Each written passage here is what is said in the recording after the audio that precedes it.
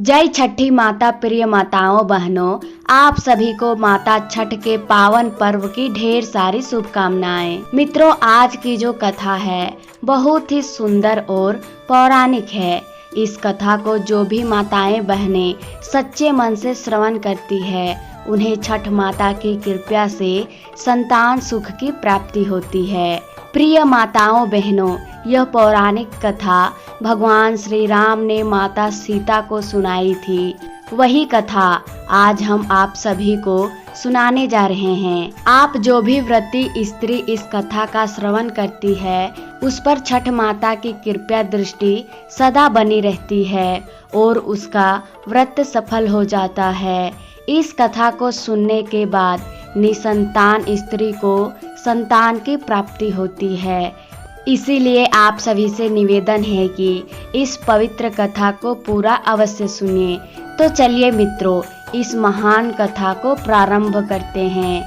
एक बार की बात है, भगवान श्री राम अयोध्या के राज सिंहासन पर बैठे हुए थे। तभी उनके पास माता सीता आती है और भगवान राम को प्रणाम करती है और फिर भगवान जी से कहती है, हे जगत के नाथ, कृपया आज आप मुझे देवी छठी की व्रत कथा सुनाइए और यह भी बताइए कि इस पवित्र व्रत को कौन से मनुष्य रख सकते हैं और कौन से मनुष्य नहीं रख सकते। मैं आपके मुख से इस पवित्र कथा को सुनने के लिए आतुर हो रही हूँ। माता सीता की यह बात सुनकर भगवान राम जी मुस्कुराते हुए कहते हैं, हे देवी सीते, आज मैं तुम्हें भगवान सूर्य देव की बहन देवी छठी की कथा सुनाने जा रहा हूँ। इस कथा को ध्यान पूर्वक सुनना। फिर भगवान श्री राम जी कथा को प्रारंभ करते हैं और कहते हैं, हे देवी, अनेकों वर्ष पहले की बात है। सरयू नदी के किनारे एक सुंदर सा नगर था। उस नगर में एक किसान अपनी पत्नी के साथ सुखमय जीवन व्यतीत कर रहा था। उस किसान का एक बेटा था जिसका नाम श्रीनिवास था। समय के साथ वह जब बड़ा हुआ तो किसान ने उसके लिए एक सुंदर सी कन्या से उसका विवाह कर दिया। मित्रों, आगे भगवान श्री राम कहते हैं, हे देवी, किसान की जो बहू थी वह बहुत ही दुष्ट स्वभाव की थी। वह अपनी सासू माँ की कोई भी बात नहीं मानती थी। वह सदैव अपनी मनमानी करती थी। जब उसकी सास उसे पूजा पाठ के लिए कहती तो वह साफ साफ मना कर देती। ऐसे ही दिन व्यतीत हो रहे थे। एक दिन कार्तिक मास की शुक्ल पक्ष की चतुर्थी दिन आई। उस दिन किसान की पत्नी बहुत प्रसन्न थी क्योंकि उस दिन से माता छठी का 4 दिवसीय पवित्र पर्व शुरू हो रहा था। उस किसान की पत्नी ने घर की साफ सफाई की। उसके बाद अपने बेटे श्रीनिवास की सलामती के लिए माता छठी का व्रत रखा और माता छठी की पूजा के लिए अपने पुत्र को हवन सामग्री लाने के लिए हाट भेज दिया। उसके बाद किसान की पत्नी ने अपने बहू से कहा, बेटी, तुम भी मेरे साथ माता छठी का व्रत रखो। तुम्हें अवश्य माता रानी की कृपा से एक गुणवान पुत्र की प्राप्ति होगी। अपनी सास की यह बात सुनकर उसकी बहू को गुस्सा आ गया और उसने गुस्से में कहा, सासू माँ, यह सब बेकार की बातें हैं। मुझे इन सब बातों पर यकीन नहीं होता। भला छठी का व्रत रखने से कैसे पुत्र की प्राप्ति हो जाएगी। अपने बहू की ऐसे वचन सुनकर किसान की पत्नी को बहुत दुख हुआ। फिर उसने अपनी बहू से कहा, हे बहू, आज मैं तुम्हें माता छठ की एक पावन कथा सुनाती हूँ। इस कथा को सुनने के बाद तुम माता छठ की परम भक्त बन जाओगी।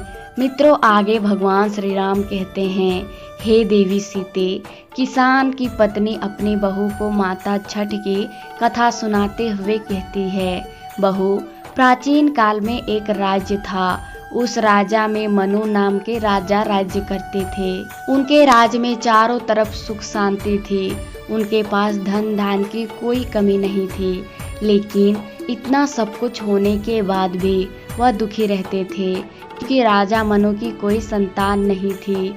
वे इस बात को लेकर हमेशा चिंतित रहते थे कि उनकी मृत्यु के बाद इस विशाल राज्य का उत्तराधिकारी कौन बनेगा और प्रजा की देखभाल कौन करेगा। राजा मनु काफी दुखी रहते थे। एक दिन राजा मनु महर्षि वाल्मीकि के आश्रम में जा पहुंचे। राजा मनु को आश्रम में देखकर वाल्मीकि जी कहते हैं, हे राजन, क्या बात है, तुम राजपाट छोड़कर मेरे आश्रम में क्यों आए हो? सब कुशल मंगल तो है ना? महर्षि वाल्मीकि की यह बात सुनकर राजा मनु बताए और कहा, हे मुनिवर, हमारे विवाह को कई वर्ष बीत चुके हैं, किंतु अभी तक मुझे संतान के सुख की प्राप्ति नहीं हुई है। कृपया आप मेरा मार्गदर्शन कीजिए और मुझे संतान प्राप्ति का उपाय बताइए। इस प्रकार से वाल्मीकि जी ने कहा, हे राजन, यदि आपको संतान सुख पाना है तो आपको पुत्र यज्ञ करना होगा। यदि तुमने उस यज्ञ को विधि विधान से संपन्न कर लिया तो अवश्य तुम्हें एक गुणवान और भाग्यशाली पुत्र की प्राप्ति होगी। किंतु याद रहे, इस यज्ञ को बिना कुछ खाए पिए अपनी पत्नी के साथ मिलकर करना, अन्यथा तुम्हें इसका दुष्परिणाम भुगतना पड़ सकता है। महर्षि वाल्मीकि की बात मानकर राजा मनु के लिए पुत्र यज्ञ का आयोजन करते हैं। मित्रों, आगे भगवान श्री राम जी कहते हैं, हे देवी, वह किसान की पत्नी अपनी बहू को कथा सुनाते हुए कहती है, बहू, जिस दिन यज्ञ होना था उसी दिन रानी की एक प्रिय दासी रानी के लिए फल लेकर आती है और रानी को दे देती है। रानी भूलवश उस फल को खा लेती है और रानी का व्रत टूट जाता है। जब रानी को इस बात का पता चलता है तो उन्हें बहुत दुख होता है, किंतु डर के मारे रानी यह बात राजा मनु को नहीं बताती है और यज्ञ में शामिल होने के लिए चल जाती है। सभी आर्षियों और मुनियों की मदद से पुत्र यज्ञ संपन्न हो जाता है। उसके बाद राजा मनु के रूप में ग्रहण करने को दिया जाता है। उस यज्ञ और प्रसाद के शुभ प्रभाव से रानी मालिनी कुछ ही दिन के बाद गर्भवती हो जाती है। इस खबर को सुनकर राजा मनु ने सारे राज्य में उत्सव का आयोजन कराया और अपनी प्रजा को भोजन कराया, गरीबों को दान दिया। उसके बाद राजा मनु अपने राज्य का कारभार संभालने लगे। इसी तरह समय गुजरता गया। फिर एक दिन रानी को प्रसव पीड़ा हुई और उन्हें एक कक्ष में ले जाया गया और रानी ने एक पुत्र को जन्म दिया, किंतु वह बच्चा ना तो रो रहा था और ना ही अपने हाथ पैर हिला रहा था। जब दाई ने उस बच्चे को देखा तो उसने रानी को बताया कि रानी, आपका पुत्र मृत पैदा हुआ है। मित्रों, दाई की यह बात सुनकर रानी जोर जोर से रोने लगी। जब यह बात राजा मनु को पता चली तो वे दुखी हो गए और चुपचाप महल से निकलकर किसी को बताए बिना वाल्मीकि के आश्रम में जा पहुँचे और महर्षि को सारा वृतांत सुनाया। राजा की बातें सुनने के बाद महर्षि वाल्मीकि ने अपनी दिव्य दृष्टि से देखा तो उन्हें पता चला कि रानी ने यज्ञ करने से पहले दासी के हाथों से दिया हुआ फल खाया था। फिर वाल्मीकि मुनि ने अपने आंखें खोली और राजा मनु को यज्ञ करने से पहले आपकी रानी का व्रत टूट गया था। उसने भूलवश दासी के द्वारा दिया गया फल खा लिया था। रानी ने डर के कारण तुम्हें यह बात नहीं बताई, जिसका दुष्परिणाम तुम दोनों को भुगतना पड़ा और रानी ने मृत बच्चे को जन्म दिया। वाल्मीकि मुनि के द्वारा सच्चाई जानने के बाद राजा को बहुत दुख हुआ। फिर राजा ने हाथ जोड़ते हुए कहा, हे मुनिवर, कृपया आप मुझे कोई और उपाय बताइए।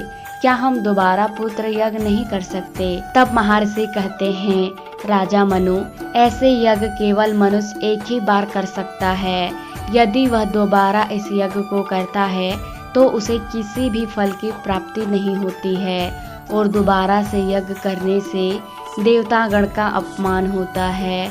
आगे महर्षि वाल्मीकि कहते हैं, हे राजन, अब तो तुम्हें स्वयं ईश्वर की कृपा से ही पुत्र की प्राप्ति हो सकती है। यदि ईश्वर ने चाहा तो तुम्हें अवश्य संतान सुख की प्राप्ति होगी, अन्यथा तुम्हें सारा जीवन निसंतान ही रहना होगा। दोस्तों, वाल्मीकि मुनि की बातें सुनने के बाद राजा उन्हें प्रणाम करते हैं और अपने राज्य को वापस लौट आते हैं और अपने मृत पुत्र को लेकर शमशान घाट चले जाते हैं और पुत्र को हाथ में लेकर वह जोर जोर से विलाप करने लगते हैं और अंत में राजा वहां पर एक दिव्य प्रकाश उत्पन्न होता है और देवसेना प्रकट होती है। उन्होंने राजा से कहा, तुम यह क्या अनर्थ करने जा रहे हो? मित्रों, अपने सामने एक दिव्य तेज वाली समान देवी को देखकर राजा मनु ने उन्हें प्रणाम किया और कहा कि हे देवी, आप कौन हैं? मुझे प्राण त्यागने से क्यों रोक रही है? तभी देवसेना ने कहा, हे राजन, मैं देवताओं के राजा देवराज इंद्र और सांची की पुत्री देवसेना हूँ और संपूर्ण जगत मुझे षष्ठी के नाम से जानता है। हे राजन, यदि तुम्हें संतान चाहिए तो तुम्हें मेरी पूजन करनी होगी और अपनी प्रजा को भी इसके लिए प्रेरित करना होगा। देवी छठी की यह बात सुनकर राजा मनु छठी अंतर्ध्यान हो जाती है। रानी के साथ पुत्र प्राप्ति के उद्देश्य से कार्तिक शुक्ल षष्ठी तिथि को छठ का महाव्रत रखते हैं और सच्ची श्रद्धा से माता छठी की पूजा अर्चना करते हैं। और फिर कुछ ही दिनों के बाद छठी मैया की कृपा से रानी ने गर्भ धारण किया और एक निश्चित समय के पश्चात एक सुंदर और गुणवान पुत्र को जन्म दिया। इस प्रकार से राजा मनु को पुत्र की प्राप्ति हुई। मित्रों, आगे वह किसान की पत्नी अपनी बहू को कहती है, बहू, उसके बाद से ही राजा मनुवध के राज्य में छठ पूजा होने लगी। अपनी सासू माँ से इस पवित्र कथा को सुनने के बाद श्रीनिवास की पत्नी का मन परिवर्तित हो गया और उसने पुत्र प्राप्ति के लिए छठ मैया का व्रत रखा और पूरे विधि विधान से पूजा पाठ किया और उसे माता छठ का आशीर्वाद से पुत्र की प्राप्ति हुई। हे देवी, इस व्रत को सिर्फ शादीशुदा महिलाएं ही कर सकती है। यह सूर्य उपासना का व्रत होता है।